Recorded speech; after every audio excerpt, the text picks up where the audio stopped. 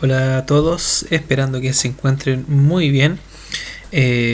Damos continuación a los contenidos que habíamos comenzado a trabajar en la clase anterior respecto a cómo se fue construyendo la identidad nacional, ¿cierto?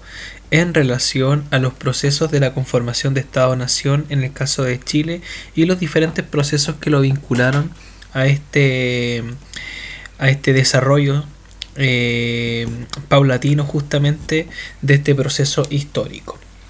En este caso, en la última clase habíamos trabajado una reseña biográfica, ¿cierto?, acerca de el rol protagónico de Bernardo Higgins, como también así de José Miguel Carrera respecto a este proceso de emancipación e independencia. Hay que entender que la emancipación es un proceso que se da de manera continua y de manera paulatina, que no necesariamente busca los procesos independentistas. Ahora, la independencia es el resultado de una seguidilla de diversos procesos que se va desarrollando justamente en relación al proceso de emancipación, el cual obviamente lo clasificamos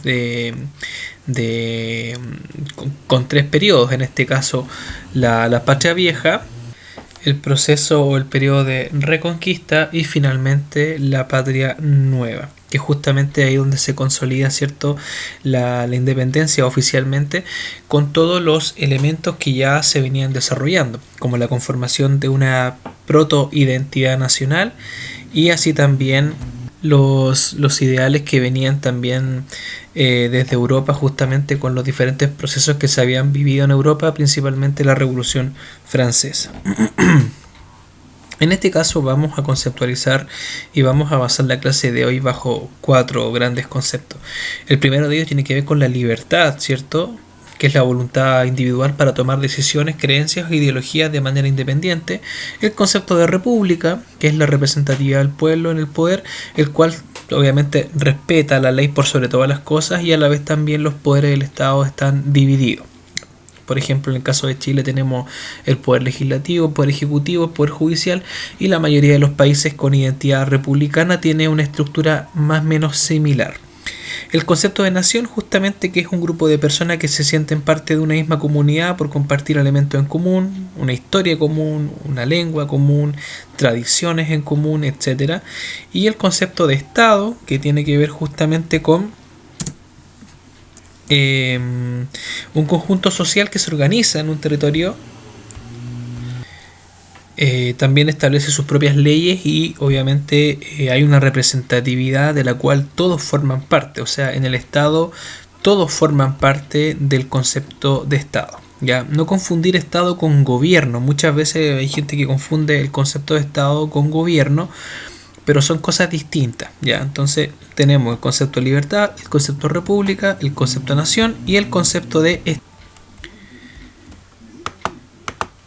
Y acá tenemos un cuadro de Frédéric Sorrieu que se titula La Marcha Universal. ¿Ya?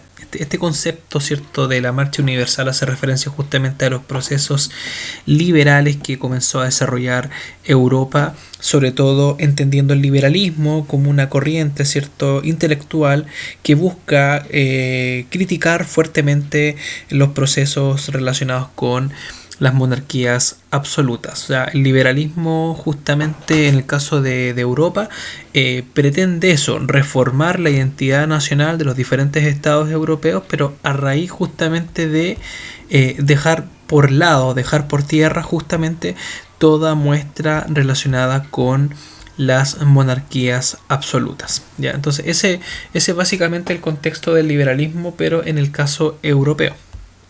Ahora, el liberalismo se puede entender de dos formas. Podemos entenderla desde un punto de vista político o podemos entenderla desde un punto de vista económico. Desde el punto de vista político tenemos la libertad individual, ¿cierto?, de que cada persona es libre, ¿cierto?, por un tema natural. Toda persona es libre, ¿cierto?, del momento en el que nace. Tenemos la libertad de expresión, que es la libertad justamente de manifestar alguna idea, algún punto de vista o algún ideal. libertad religiosa, libertad de credo y la división de los poderes del Estado, que justamente está relacionado con el ideal republicano, que en un país no puede gobernar una sola persona, sino que tiene que estar este poder distribuido en tres funciones o más, pero en este caso de manera tradicional se entiende como los poderes tradicionales del Estado, como el poder legislativo, que es quien está encargado de ejecutar, ¿cierto? Y desarrollar o sea, redactar la ley principalmente, el poder judicial, que es ejecutar la ley, y el poder ejecutivo, que es justamente el que está vinculado a la dirección del país a través de un mandatario. En el caso económico, el liberalismo tiene un sentido completamente distinto, porque acá nos derivamos, ¿cierto?, a lo que son los aspectos que tienen que ver con la propiedad privada, que cada persona tiene derecho, ¿cierto?, a formar, ¿cierto?, su empresa. De aquí viene, ¿cierto?, justamente la relación que tiene el liberalismo con el capitalismo desde el punto de vista más moderno. Existe justamente una menor intervención del Estado en los asuntos económicos, porque el liberalismo lo que busca justamente es que los temas económicos se autorregulen o se dirijan de manera independiente al Estado. Por ejemplo, algo muy simbólico, si tenemos una persona que vende limones, el precio que va a fijar esa persona va a ser un precio que esa persona va a determinar. O sea, el Estado no le dice a esa persona tienes que colocar el precio de los limones a tal valor, sino que a través de la cantidad de gente que le va a comprar, él va a subir o bajar el precio de los limones. Y probablemente surja otra persona que también va a tomar la misma iniciativa, y esa persona va a tener que subir o bajar los precios, y va a haber una competencia, y a través de esa competencia los precios se van a regular. Entonces a esta regulación invisible, ¿cierto? Una regulación que no tiene un origen específico, sino que justamente de la naturaleza de la economía, surge el libre mercado, libertad para poder ejercer lo que es el derecho de la oferta y demanda, y a la vez también de desarrollar también la función económica. Entendiendo el concepto liberalismo en sus dos grandes dimensiones, pasamos a lo siguiente. El liberalismo es una doctrina. La Revolución Francesa fue el escenario donde comienza a experimentar el origen del liberalismo, principalmente por la crítica que existe en contra de los modelos monárquicos, principalmente los absolutismos en Europa, pero en el caso de Francia puntualmente la crítica en contra del poder del rey, y por eso es que Francia se sostiene con el liberalismo para poder enfrentar, ¿cierto?, esta disputa, ¿cierto?, ideológica en contra del rey. Ahora, no hay que confundir el concepto de liberalismo con el concepto de libertad, porque son conceptos distintos, pero aún así la libertad tiene que ver con el liberalismo, porque el liberalismo surge del concepto de libertad, pero el liberalismo es una deformación del concepto de libertad, y el liberalismo pasa a formar una doctrina. ¿Ya? Y esta doctrina se expresa en tres formas. Primero, la igualdad ante la ley, que se entiende que todas las personas nacen iguales y libres, y a la vez también son iguales ante la ley. Hay una libertad individual para poder ejercer una profesión, una función específica, para poder creer, ¿cierto?, una religión específica, y a la vez también para poder expresarse de manera libre. No confundir estos conceptos con el concepto de democracia como lo entendemos hoy en día, porque falta un poco para eso. Recordemos que estamos en el siglo XIX, y en el siglo XIX la democracia todavía no se desarrollaba como tal. Y este concepto que es súper importante, que tiene que ver con la economía, que es la propiedad privada, ¿cierto? En este caso, este concepto se va a trabajar fuertemente en función al capitalismo, ¿cierto? Que es esta persona que surge, ¿cierto? Que forma una empresa, forma una compañía, preferentemente de carácter industrial, y esta persona protege su propiedad privada y invierte en este negocio. Justamente el liberalismo es una doctrina que abarca lo político, lo social y por supuesto también lo económico. Ahora, como recién había explicado, ¿cierto? Los franceses ya habían trabajado hace muchísimos años ya los ideales del liberalismo con el concepto de la república, ¿cierto? A partir de la libertad, la igualdad y la fraternidad, que justamente que tiene que ver con el desarrollo de los movimientos liberales a lo largo del siglo XIX. Ahora, en el transcurso del siglo XIX, muchas naciones, muchos países, en el caso de Europa, van a iniciar movimientos o revoluciones porque van a oponerse a los regímenes monárquicos y absolutistas. Y en el caso de América, eso no va a quedar de lado, porque América también va a iniciar sus propias revoluciones, principalmente derivadas de la guerra de la independencia. De hecho, la guerra de la independencia en el caso de América es justamente también para afrontar, ¿cierto? Afrontar al poder, ¿cierto? Monárquico, al poder realista.